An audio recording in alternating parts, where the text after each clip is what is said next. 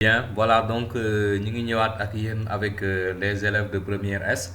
J'espère que vous passez de bonnes fêtes, mais comme je le dis rek, un scientifique n'a pas de fête, hein, donc loolu moom mettez-vous ça dans la tête. Alors maintenant, on va commencer, ou bien on va vous amener aujourd'hui une synthèse vite fait sur la mitose.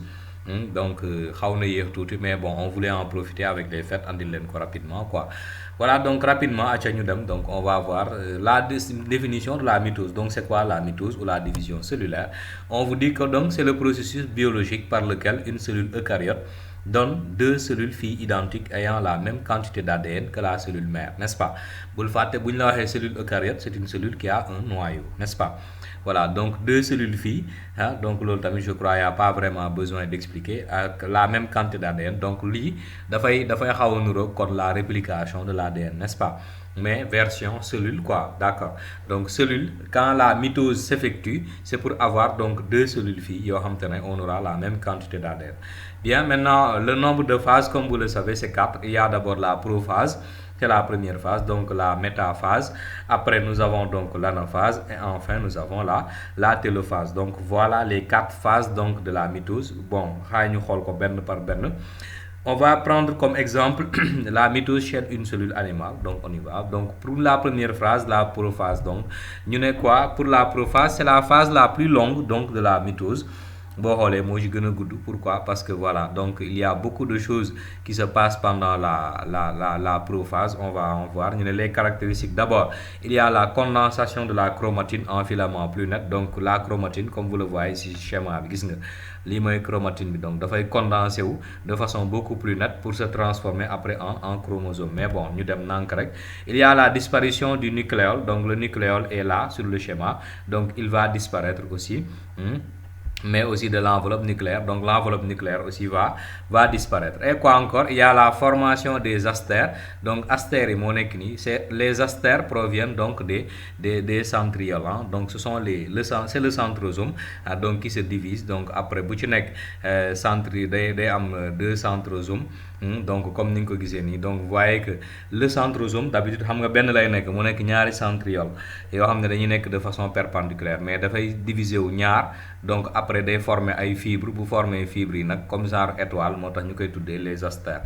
Après nous avons l'apparition des fibres chromosomiques et des fibres astériennes. Gis nga astère bi day créer ay fibres am, mais chromosome bi tamit dafay créer ay fibres am. Loolu ngeen bàyyi ci xel. Il y a deux types de fibres. Il y a les fibres chromosomiques, il y a les fibres astériennes. Donc l'ensemble va former le fuseau, dinañ ko wax léegi. Ici comme ni ñu la ko waxee, donc les fibres chromosomiques apparaissent à partir du centromère des chromosomes. Donc ce sont les chromosomes qui créent les fibres chromosomiques, tandis que les fibres astériennes donc apparaissent à partir de la transformation des centrosomes en astères. Léegi boo leen boolee, l'ensemble des fibres et constitue ce qu'on appelle le fuseau de division ou le fuseau mitotique ou le fuseau achromatique. Donc après dinañ gis njëriñ bi.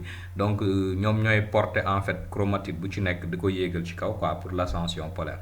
Mais on y va doucement. Acca, on passe à la métaphase. Donc métaphase gars yi, c'est pas compliqué. Il y a la disparition complète de l'enveloppe nucléaire. Il y a aussi la formation de la plaque équatoriale. Donc lii mooy plaque équatoriale comme ni leen ko expliqué classe rek. Donc les chromosomes sont disposés comme ça, benn genre plaque bi nag moom la ñu woowee la plaque équatoriale, d'accord. Léegi et aussi il y a la netteté du fuseau achromatique. Donc le fuseau achromatique est beaucoup plus visible. Donc après maintenant pour l'anaphase, donc comme vous le voyez dans le schéma, les caractéristiques sont, alors il y a la séparation des chromatides par clivage du centromère. Je rappelle que un chromosome autant pour moi est formé de deux filaments de chromatide, n'est-ce pas?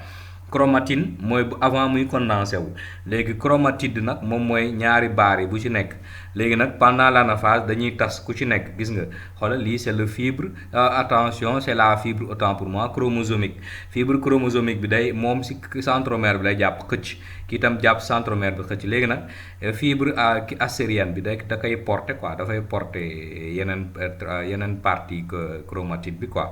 Loolu la fuseau bi di jëriñ. Après on vous dit il y a allongement des fibres polaires. Donc fibres polaires gis nga ñoom dañuy xëcc affaire yi, dañuy xëcc chromatide yi ñu yéeg. Après maintenant le raccourcissement des fibres chromosomiques comme on l'a dit ici. Après maintenant qu'est-ce qui se passe? Il y a la migration des chromatides donc au niveau de chaque pôle, et ce phénomène on l'appelle l'ascension polaire. Maintenant pour la télophase moom mooy fin mitose. Donc on vous dit que ici il y a la disparition du fuseau achromatique, hein, donc après il y a la reformation de la chromatine par les chromosomes. Donc filament chromatide yi bu ci nekk dafay multiplier waat donc pour nekkat ay chromatine. Donc après il y a bien sûr reformation de l'enveloppe nucléaire, donc mooy contraire u prophase rek mooy télophase quoi, d'accord. Reformation donc de l'enveloppe nucléaire à partir du réticulum mooy créer waat enveloppe bi, et aussi il y a aussi le nucléole qui réapparaît.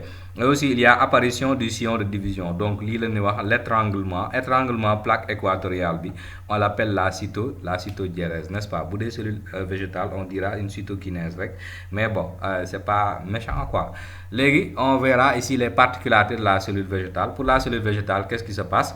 Les fibres du fuseau de division sont formées à partir des calottes polaires issues de la condensation du cytoplasme. Loolu benn la.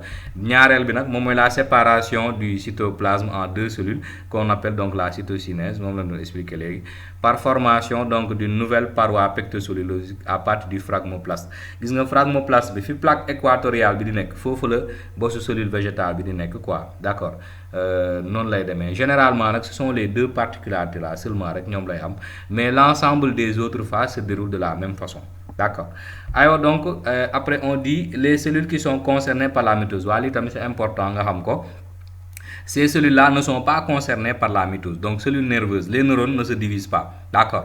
Les cellules musculaires tamit duñu mitose, et les hématies aussi ne font pas de mitose. Donc lii moom mooy cellules yi nga xam te ne une fois qu'elles sont perdues rek c'est fini, donc duñu ñëwaat. Tandis que les cellules somatiques mooy les cellules du corps ñoom dañuy def mitose sans problème quoi, d'accord. Alors le cycle cellulaire, ça aussi c'est bien d'en parler parce que exercice yu bëri dañ koy andi, n'est-ce pas. Il ne faut pas mélanger cycle cellulaire ak mitose. Le cycle cellulaire donc c'est l'ensemble interphase plus mitose. Donc dans le cycle cellulaire il y a une phase qu'on appelle interphase. Interphase bi nag boo ko booleeg mitose bi, c'est ça qui constitue le cycle cellulaire. Boo xoolee même ici avec la nu mu tudd l'abscisse na da nga gis ne interphase moo gën a gudd mitose. Mitose c'est vite fait, mais interphase yi moo xaw a yàgg. Interphase bi nag c'est la phase pendant laquelle la cellule se prépare pour la mitose, d'accord. Donc moom mooy loolu quoi. L'interphase on te dit que elle comprend trois parties. Il y a une phase de croissance qu'on appelle la phase G1, il y a la phase de synthèse, la phase S, et il y a une autre phase, donc phase GAP2 bi, donc ça te fait la phase G2, d'accord.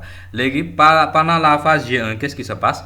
Il y a la préparation à la réplication. Bul fàtte la réplication de l'ADN, on t'avait dit que donc c'est le fait que l'ADN se sépare en deux molécules d'ADN filles. Donc boo xam te ne ku ci nekk tu as un brin de la molécule mère. Loolu la ñuy wax réplication nag ça va se passer pendant la phase G1, donc pendant plutôt la synthèse, mais phase G1 bi c'est une préparation, moom la ñuy wax une initiation à la réplication de l'ADN. Pendant la phase S donc nous avons la phase de réplication, donc moom mooy la duplication des chromosomes, et après la phase G2 c'est la préparation à la mitose. Léegi ce qui est important à savoir mooy pendant la phase G1 si la quantité de chromosomes est égale à n, bu ñu demee phase synthèse ak phase G2 la quantité d'ADN va doubler. te loolu xam nga lu tax, parce que pendant la réplication wax naa la léegi nous avons deux molécules filles qui portent des brins de la molécule mère. Donc bu dee dañu déparé 1 après l'interphase nous avons 2, kon gis nga kon c'est normal que la quantité d'ADN double, n'est-ce pas. Mais nag mitose bu ñëwee dafay rétablir équilibre bi, parce que pendant la mitose bul fàtte on a une division encore, chromatine bi nu mu tudd plutôt dañuy am la quantité va se diviser par 2, on aura donc deux cellules filles. Donc moom moo tax tu vois que mitose day ñëw rétablir complètement donc li nga xam ne moom moo fi amoon. Donc c'est ça le cycle. Donc cycle cellulaire gars yi bu leen ko fàtte, c'est interphase plutôt plus mitose. C'est bon. Maintenant on va voir l'aspect des chromosomes. Ça aussi dans certains exercices wala kon parfois dans les sujets dissertation scientifique on vous demande d'illustrer donc la forme des chromosomes pendant certaines phases. Donc gis nga pendant la phase G2 donc fii lay commencé sax G1 la ñu commencé, donc gis nga sont des filaments de chromatine, mais ay filaments la rek ba léegi. Pendant la phase S donc mi ngi gën a formé wu. G2 gis nga prophase on commence à voir peut-être une forme de chromosome. Métaphase moom on voit les chromosomes, parce que après on verra la leçon sur les chromosomes. Di nga gis ne les chromosomes sont visibles pendant la métaphase, n'est-ce n'est-ce pas? Léegi anaphase gis nga dañuy diviser wu bu ci nekk dem. Télophase on retourne à la phase donc initiale, donc gis nga dañuy amaat de la chromatine après G1 ainsi de suite donc gis nga ne bu ñu déparé G1 ñëw ba télophase, donc on a bouclé un cycle cellulaire, d'accord. Voici aussi la fin de cette synthèse. J'espère qu'elle va vous aider et à bientôt pour de nouvelles vidéos scientifiques.